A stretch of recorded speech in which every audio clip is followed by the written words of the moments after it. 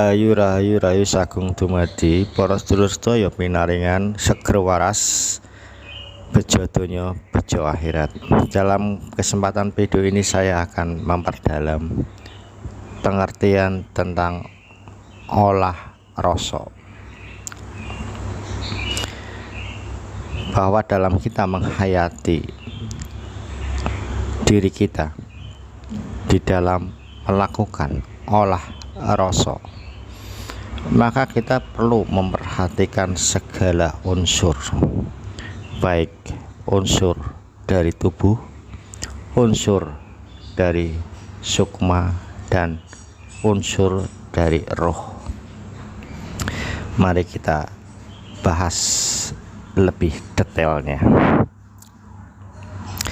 bahwa di dalam diri manusia bisa merasa karena memiliki kulit dan lidah, atau memiliki indera perasa dan peraba.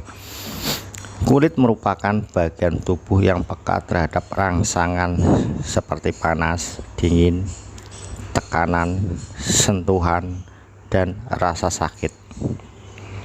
Mengapa bisa seperti itu? Karena di bagian tersebut banyak terdapat saraf sensorik yang bekerja secara spesifik di lapisan yang paling luar ataupun bagian paling dalam. Di lapisan dermis kulit terdapat puting peraba yang merupakan ujung akhir dari saraf sensorik. Ujung-ujung saraf tersebut merupakan indera perasa panas, dingin, nyeri, dan sebagainya. Secara spesifik, ujung-ujung saraf itu memiliki fungsi dan nama-nama tersendiri. Di dalam video saya tentang tutorial ataupun cara mengolah rasa, di situ yang kita cari adalah rasa kasar. Rasa kasar adalah bagian dari yang saya sebutkan tadi, dimana ada lagi yang namanya rasa halus, terus ada juga nanti namanya rasa sejati atau sejati ning rasa, dan ada yang namanya rasa suci. Ini harus benar-benar kita ketahui keberadaannya, fungsinya, dan juga datang dan perginya di dalam diri kita. Sedangkan dengan lidah, manusia bisa merasakan pahit, manis, asam, dan asin. Lidah bisa merasakan karena permukaannya terdapat bintil-bintil yang disebut papila dan berisi saraf pengecap. Rangsangan yang diterima berbagai reseptor pada kulit dan lidah ini diteruskan ke dalam otak atau kantor pusat dari sedulur papat yang mengambil keputusan mengenai sikap yang diperlukan. Otak juga mengategorikan berbagai jenis rangsangan tersebut. Apa yang dirasakan kulit dan lidah, inilah yang terminologi jiwa disebut rasa atau rasa luar. Rasa jenis ini diperlukan terkait dengan kelestarian tubuh manusia. Dengan berbagai rasa yang dialami, manusia bisa memilih sikap yang tepat. Sebagai contoh, misalnya rasa sakit merupakan peringatan atas bahaya yang mengancam tubuh. Melalui respon yang tepat terhadap rasa sakit, tubuh bisa diselamatkan dari kehancuran dan dilestarikan. Sedangkan rasa enak dalam berbagai varian atau rasa enak dari berbagai jenisnya adalah bagian dari anugerah kehidupan. Di bumi ini, manusia bisa merasakan berbagai pengalaman yang mengasihkan berkat keberadaan kulit dan lidah kita. Karena itulah Sewajarnya manusia mengerti bahwa hidup memang penuh anugerah yang layak untuk kita syukuri. Selain rasa, manusia juga memiliki perasaan. Inilah emosi manusia yang keberadaannya terkait dengan sistem limbik terletak di bagian tengah otak, membungkus batang otak ibarat kerah baju. Bagian otak ini dimiliki juga oleh hewan mamalia, sehingga sering disebut otak mamalia. Komponen ini antara lain diliputi oleh hipotalamus, amigdala, hipokampus, dan konteks limbik.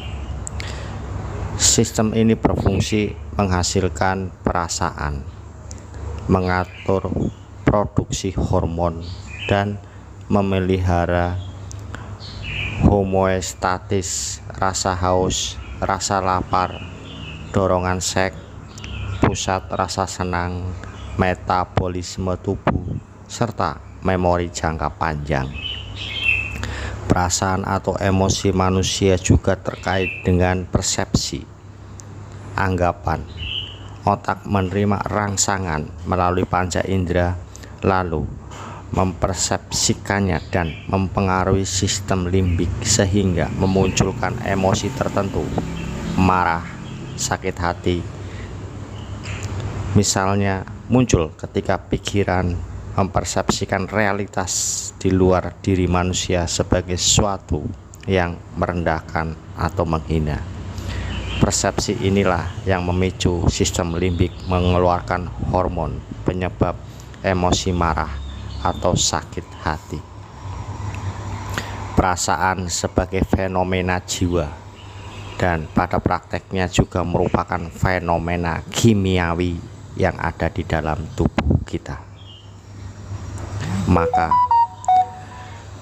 mari kita mengerti realitas emosi ini, bisa menangani dengan terlebih dahulu menangani dan mengendalikan anggapan atau persepsi. Mereka yang selalu melakukan meditasi akan terbiasa menerima realitas di luar diri tanpa diombang-ambingkan persepsi. Dalam bahasa lain, terbiasa untuk suwung atau kosong, mengikuti karakter spirit yang tak berubah dan tak goyah oleh apapun. Niscaya juga bisa melampaui gejolak emosi. Lebih jelasnya, emosi manusia memang terbentuk oleh penilaian nalar. Penilaian bahwa sesuatu itu menguntungkan keakuan akan membawa emosi positif, senang, puas. Sebaliknya, sesuatu yang dinilai merugikan keakuan akan membawa emosi negatif, marah, sakit hati, sebal, kecewa. Maka umumnya pujian bisa membuat orang merasa senang dan puas. Sebaliknya, hinaan dan cercaan membuat orang merasa sedih, marah, kecewa, sakit hati, dan lain sebagainya. Dengan mengetahui semua sistem yang ada di dalam tubuh yang dari kasar, maka kita bisa masuk ke dalam suatu rasa yang halus dan akan masuk lagi menemukan rasa sejati atau sejati ning rasa atau suara dari guru sejati, dan nanti kita akan menemukan suatu titik yaitu rasa suci. Inilah gambaran dari mana kita mengkaji, menghayati di dalam olah rasa, di mana video tutorial tentang olah rasa sudah saya upload dan sudah saya jabarkan tutorialnya. Saya di sini menjelaskan ataupun memberikan rambu-rambu untuk mempertegas di dalam kita mengolah diri kita di dalam laku olah rosok.